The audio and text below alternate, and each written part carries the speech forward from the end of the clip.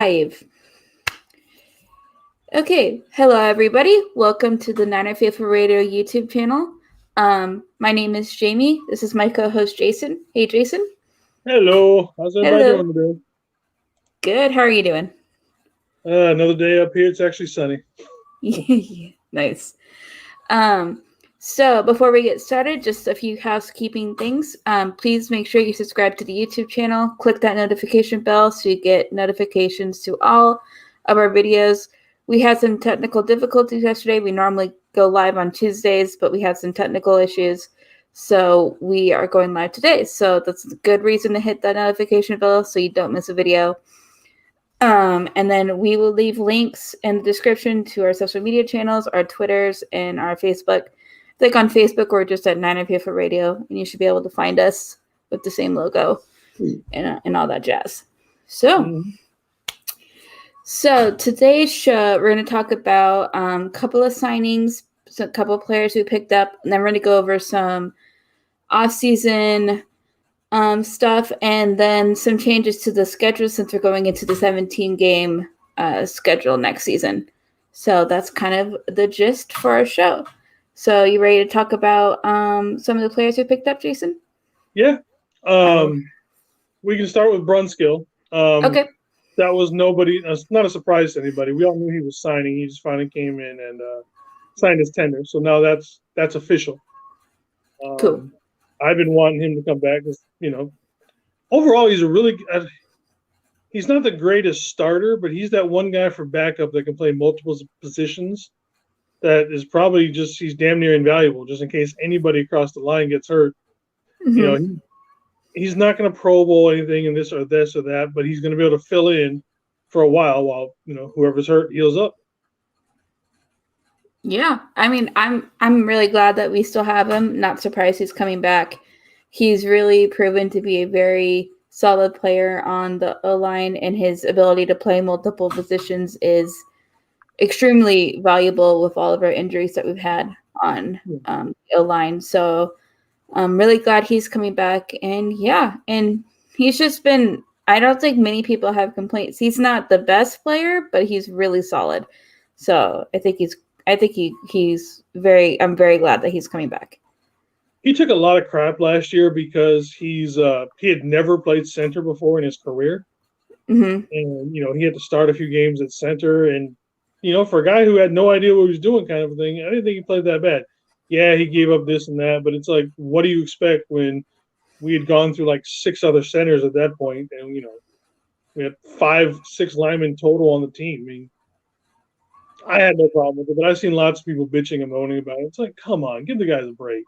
He's doing something he ain't never done before. Kind of like it's almost as bad as that Broncos player that came out. He hadn't played wide receiver since like Pee Wee football. People are giving him a hard time. I'm like, what do you expect? He's going against NFL players. For real.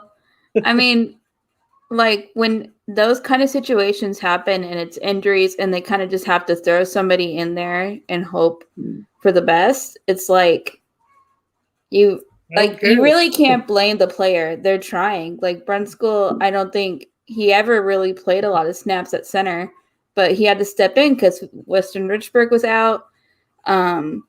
Ben Garland was out because he hurt his ankle, and then I think Horace Gronsu probably got hurt, and so he was the next guy up. Or maybe he wasn't playing yet, but I don't. There were so many roster moves I forgot. Yeah, it's a little bit of a nightmare, but his ability to play guard and tackle is great. So to have around, I have to think he's a decent guard and tackle. Like if you were to pick him up and let him play and just play one position, I actually think he'd be fine, but that's not what he's best at. He's best at being adaptable and being able to play everything. Yeah, for sure. All right, you want to get into the other guy we picked up? Yeah, quarterback. It's everybody's favorite topic right now. Yeah. We picked up Nate Sudfeld on a 1-year deal. Formerly of the Eagles. He was their third string because last year he sat behind both Hurts and Wentz. Okay. I mean, he does have a Super Bowl ring. He's a Super Bowl winning quarterback, technically. Most people will know him from that the final game of the season, or one of the final games. I can't remember if it was the final or what, but it came down between Washington and the Cowboys for who was getting to the playoffs. And had the Eagles beaten them, the Cowboys would have won the division at like 7-6-10, whatever they were at the time. But instead, they put in their third string quarterback Sudfeld, and they basically gave the finger to the Cowboys. And they're like, "Nah, we're gonna let Washington win this." No other way of looking at why you would put in your third string quarterback pretty much. I think it was the start of the second quarter that they put him in there, but it's just like, that's it. That's his known for fame is, that was the point when everybody knew that Washington was going to win the division and go to the playoffs. Yeah. Yeah. I mean, it's interesting that they picked up a quarterback. I think it's smart because of all of our injuries. I think Kyle is just trying to find a group of guys he really likes for backups and whoever we draft and stuff like that. So, it's going to be interesting. I heard I saw something on Instagram where he played really well and people were thinking maybe he would just be a camp body just so they had enough people for camp. Mm-hmm. But then somebody said something like, no, he kind of has enough talent where like he wouldn't really be considered a camp body straight up. But I'd have to go and find it. What do you think? When I first saw it, I thought that's exactly what it was. He was just a camp body. He's just somebody bringing in just because we need somebody else in camp. But then if you look at his contract, he's got a signing bonus of $225,000. You don't give that to a camp body. So yeah, that's what it was. It was his bonus. Know. Yeah, it's monstrous. It's not something you bring in for somebody you're just expecting to be expendable after a month. Yeah. So I don't understand what that. It's like I said, I thought like most people too. Then I saw the contract and I was like, wait a minute, that's a lot of money to give somebody a guarantee. Yeah. Do you think it could be Jimmy, whoever we draft, and Nate as our three QBs? Potentially, do you think they can get rid of the other guys? Because if you're going for somebody who's more like a Jimmy quarterback, Sudfeld, you would go with Sudfeld and Rosen. The three of them, follow in line of being the similar type style of quarterback. Mm-hmm. You're going to pick up Fields, Lance, any of those kind of guys. You're going to, we're obviously that's going to be the mobile quarterback mold. Mm-hmm. So then would you expect Josh Johnson to be the backup? Yeah. Start the season kind of a thing? Because that way you have somebody similar in talent, or at least, athletic ability to roll with in case one or the other gets hurt. So I'm not sure. That's why I'm still confused as to how this is going to work out because, like I said, Rosen and Sudfeld are not really your typical mobile quarterbacks. So like I said, if we were to keep Jimmy, that makes more sense, which now I'm, it's like, oh God, now what are we thinking? Yeah. It throws more fuel on the flame for, whatever's happening in the quarterback room right now. For real.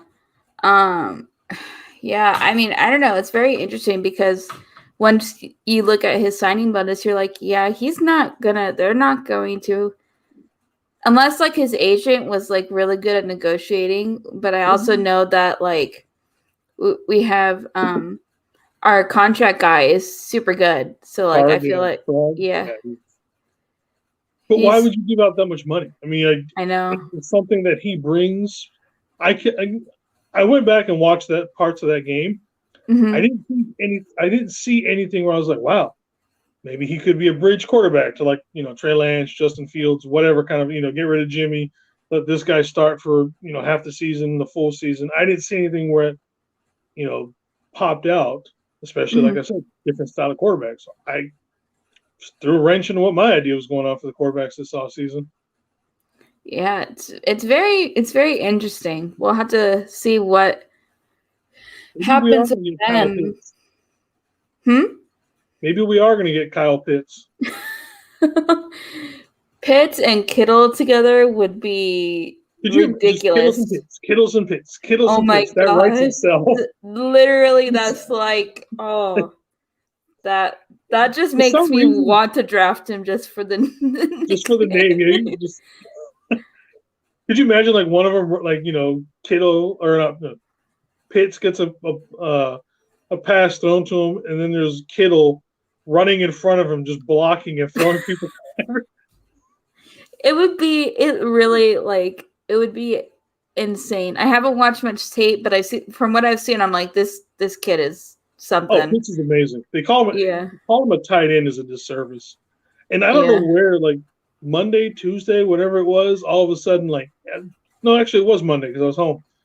All of a sudden, everybody was like, Pitts number 3 to San Francisco. Pitts number 3. I'm like, where did this come from? We jumped from the Lance and Fields to Pitts really quickly. But now it's everything back to Justin Fields. But today was his pro day, so what do you expect? Yeah. We'll keep you updated, see what happens. It's going to be an interesting quarterback room this year. See. I think the only one I think that I'd sticking around for sure, I think, is Jimmy, unless something drastic happens for now. But yeah. We'll see draft night. Yeah, we'll see draft night. All right. Do you want to move on to the off-season program stuff? Might as well. Yeah, we can go that. Okay. So this photo I have pulled up is a tweet from Ian Rappaport. He posted it this morning, talking about the off-season program and protocols with COVID and all of that fun jazz. So this is basically just a summary of it. I'm going to go over it a little bit, and then we could talk about some stuff, and then bring up some, because there are some teams that have posted that they're going to go completely virtual for the most part. So we will see. So total officially it's 9 weeks in length. It is all voluntary except for one mandatory mini camp. Starts tomorrow. It starts to, yeah, it does, huh? Some teams are allowed to start tomorrow, so it's like technically NFL season starts tomorrow. Yeah. It's in 3 phases, basically. 4 weeks from April 19th to May 14th, unless they're the early teams. Virtual meetings, 2 hours per day at club's discretion. Direction, no on-field drills or work with coaches. Facility and weight room capacity limits remain in place. Clubs will make every effort to make sure all the players, their family, and all the staff have the vaccine during this first phase. So in those 4 weeks, they're going to try to get all the players and all their family and everybody vaccinated. Mm-hmm. Second phase is virtual meetings. This is from May 17th to May 21st. Virtual meetings, on-field drills with coaches per CBA rules, no contact teaching pace. And the third phase, which is 4 weeks, May 24th to June 18th, is traditional OTAs, so 10 days. Full speed but no contact, in-person or virtual meetings, includes mandatory minicamp. Mm-hmm. And so those are the big 3 phases.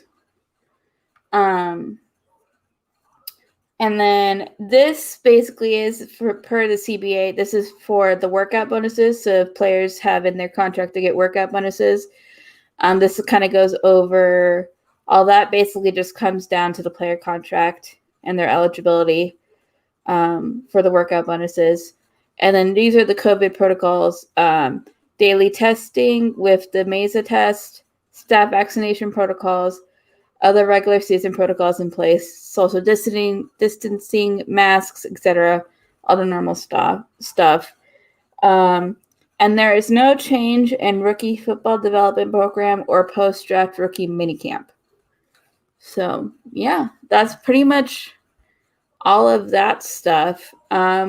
Pretty straightforward. There are a couple of teams who have said that they are not going to be doing OTAs. Sounds like are going to try to do virtual.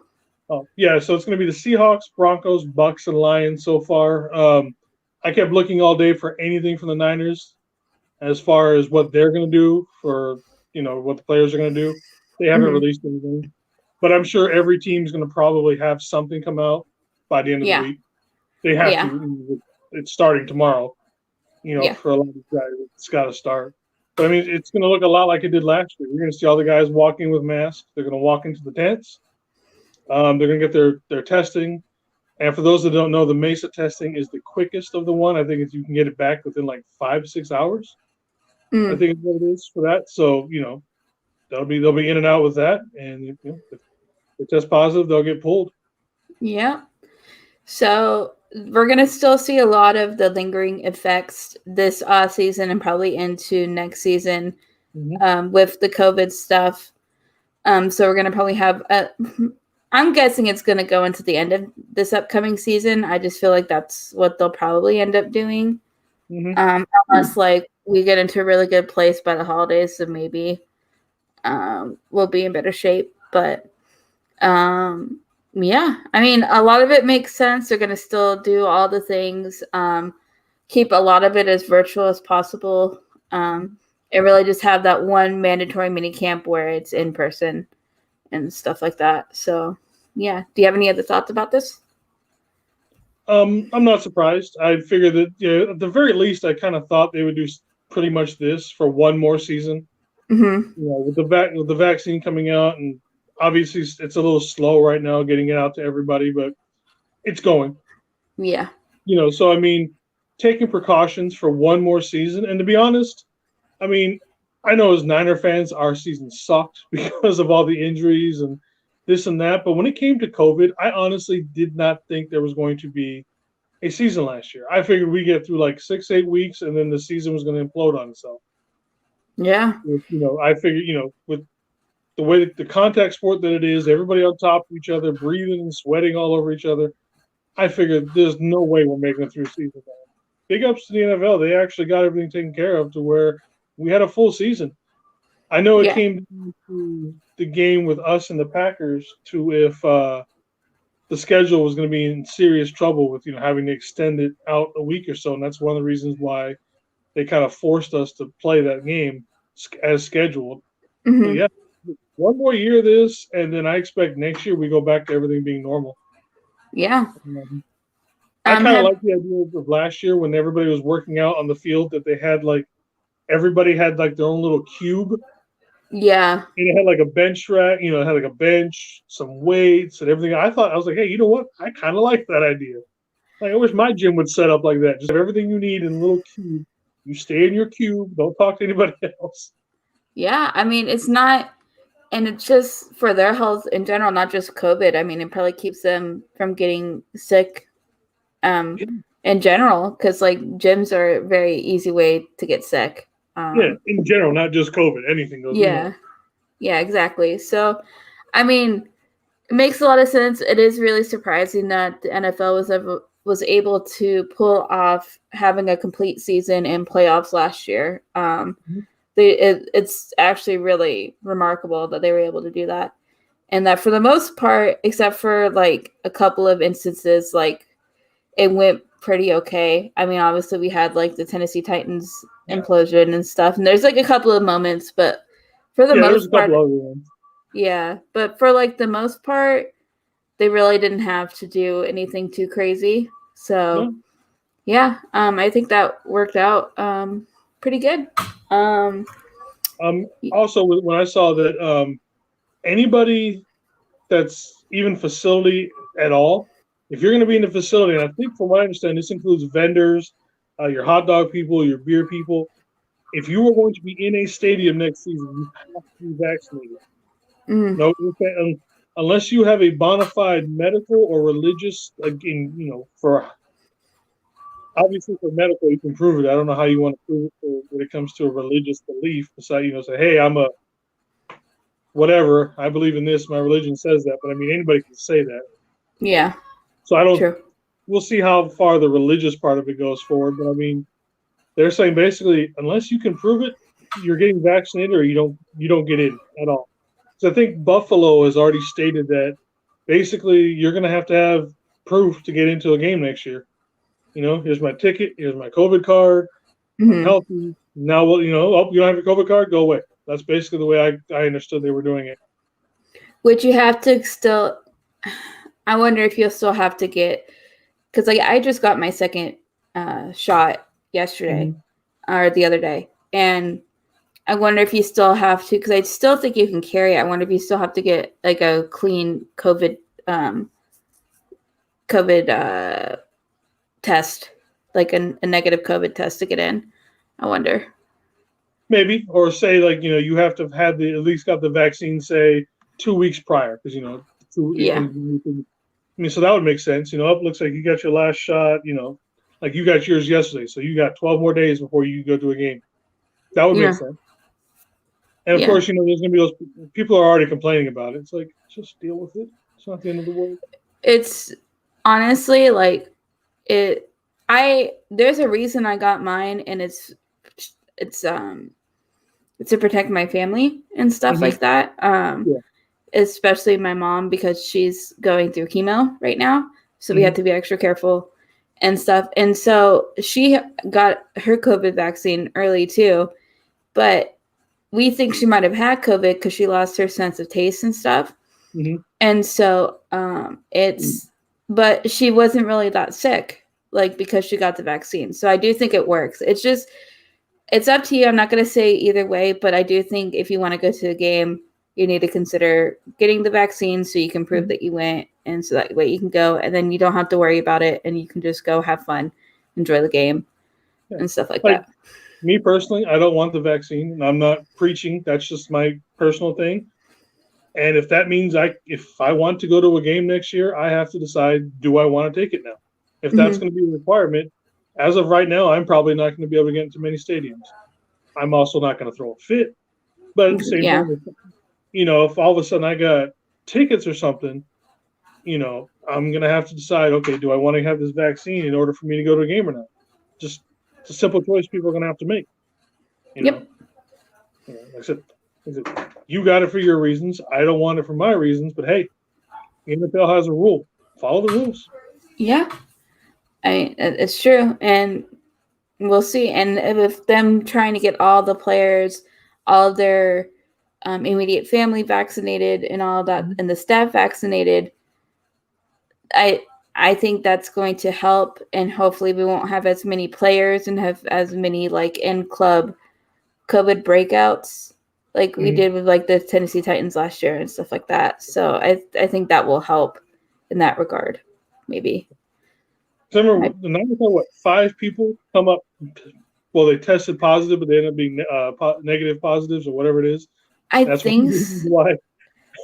Yeah, I think so, because that happened before the Green Bay game, right? I know KB had a did he have some there was another receiver, might have been Debo, but it ended up being like 5 starters. If I remember what it was 5 starters. And like I said, so it's just you don't have to worry about that whole thing. Like those of us who played fantasy football, I hated it. Like, oh no, I'm gonna pull this guy. Oh no, this guy's got COVID. Put him back in. Oh, he's positive. It's like, damn it. It was so stressful. Like keeping up with okay, it's bad enough dealing with injuries and keeping up with the injuries, but then you add COVID on top of it. You're just like, oh my gosh. Nobody of like a high tier star got it. I don't think, if I remember correctly. I can't think of anybody. Didn't well, I mean, he used to be really big. Didn't what's his name? Shoot, Broncos. He's older now. The linebacker, outside linebacker. Oh, blue glasses. Oh, I can't think. I can see his face. He does all the commercials. Yeah, I know. I'm blanking on his name. It's not Doomerville. Nope, because that's the guy that came here. Oh, what is his name? I know who you're talking about, though. I think he got it. I think. I don't remember. But yeah, I don't think any big names got it. No top quarterbacks got it. I think. Like I feel like he was a negative positive, whatever you say it. He was the one they pulled at the game when he was on the field warming up. That's right. Dez got it, and they pulled him off the field. Oh my gosh! So I forgot about that.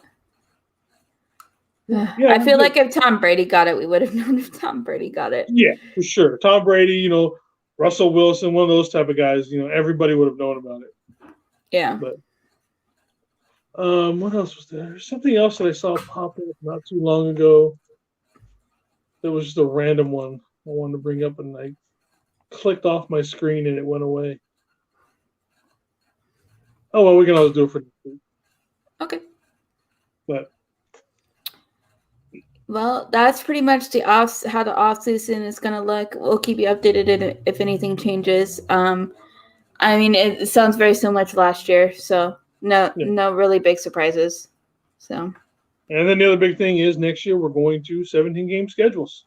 Yeah. You want to bring us through what's changing with that? Any big changes or whatnot with adding another game? The biggest changes is going to be how the players get played or get paid, because right now obviously it's game, it's 16. So now they're going to have 18, so it's going to extend into the playoffs for their regular paycheck. So just spreading it out a little bit more.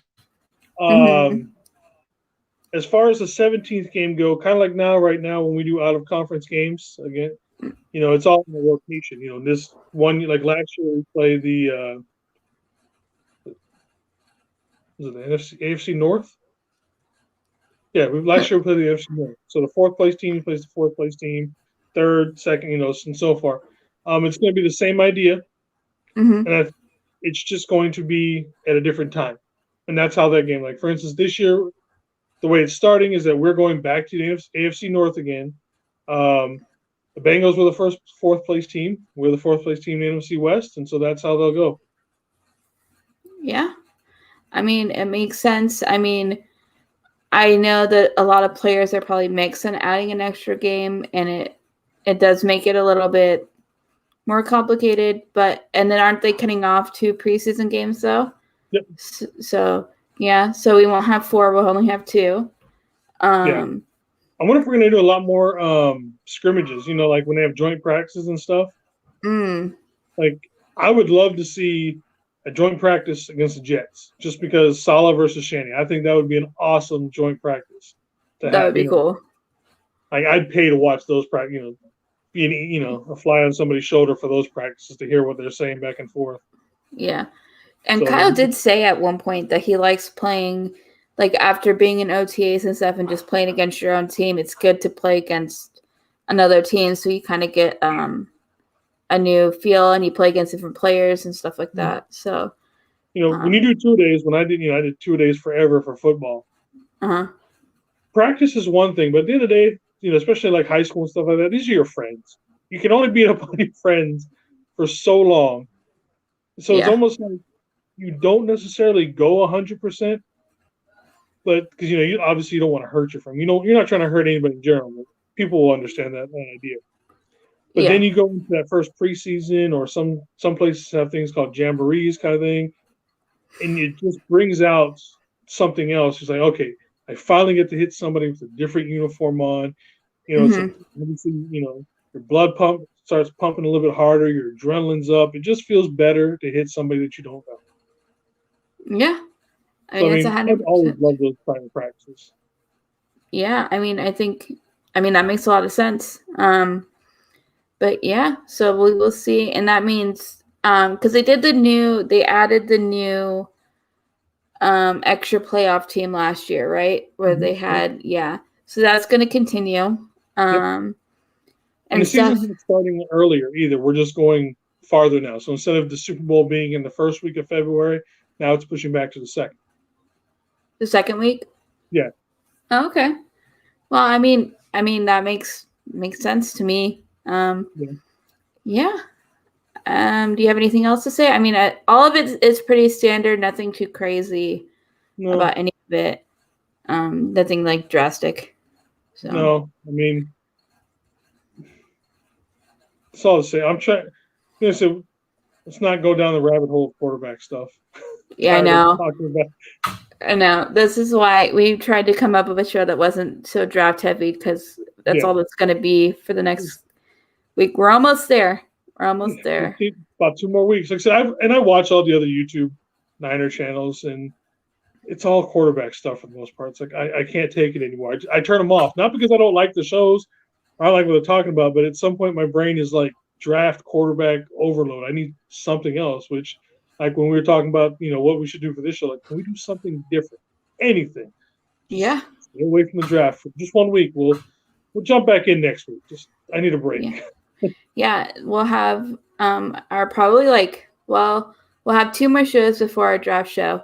Oh, also, we are going to try to go live for the draft on our YouTube channel this year. Definitely for night 1, for round 1. For sure. Once our main man comes back, he will go over more details on that. But we are planning on going live for the draft this year. So definitely we'll go live through at least the end of the first round, because we don't know what's, there's been rumors that, we're going to trade back up in to get somebody in the first round. So, even though we have number 3, just, you don't want to cut the broadcast off that. No, wait a minute. Yeah. I got to work, so I can't do Thursday or Friday and Saturday. So I'll be at work. I mean, I'll post stuff on the sites, but I won't be able to do anything else from that because I'll be at work. I'll probably be watching though. Yeah. I have one screen with the draft up. I'm not going to be paying attention to work a whole lot, but yeah, we will see what happens. But yeah, so keep an eye on for our draft content that's still coming. And I think that's really it. You ready to wrap up, or do you have anything else you want to talk about? I think that was everything we want to go over. Okay, sounds good. Well, thank you everybody for joining our show. Please subscribe to the YouTube channel. We will have links to our social media channels in the description. Once we will edit and we'll post those YouTube, so go follow those: Facebook, Twitter, Instagram, all that fun jazz. Subscribe, hit the notification bell so you don't miss anything. And yeah, we will see you guys next week for our next show. Thanks for showing up, everybody. All right. Have a good one. Bye.